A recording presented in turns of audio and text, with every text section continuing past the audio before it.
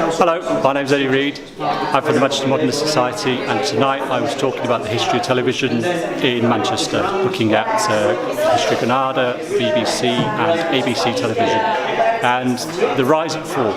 I'm Phil Griffin, and in the early 1970s I started to work for Piccadilly Radio, and in 1978 moved to Granada Television as a researcher and stayed at Granada for 11 years. So therefore, through most of the 80s,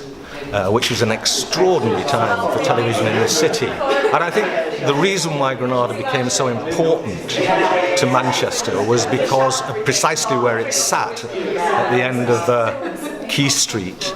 close to the River Irwell, and surrounded by such a density and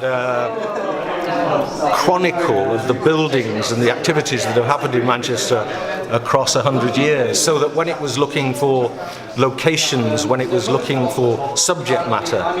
when it was looking at Hume, as Hume began to become a real problem to the city, World in Action made 4 programmes in Hume. When it was looking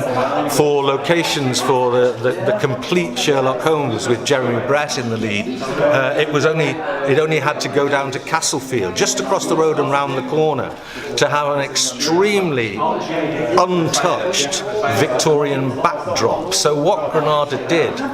was weave its way into the city in ways whereby it used the city as its backdrop, and those people who had any aspiration at all, those people who wanted to write or act or play the guitar or sing or tell jokes, only had to look up and see the red Granada sign, either from Salford or from South Manchester, to know that they had a company that might be interested in them and what they did. And I think the conversations that took place between Granada Television and the city of Manchester and Salford, obviously, those conversations became what Granada was about, and they ingrained the television company into the city of Manchester and gave it an identity beyond its knowing, so that when we say from the north this is Granada, or when we call it Granada Land, more than any other of the franchises in the ITV system,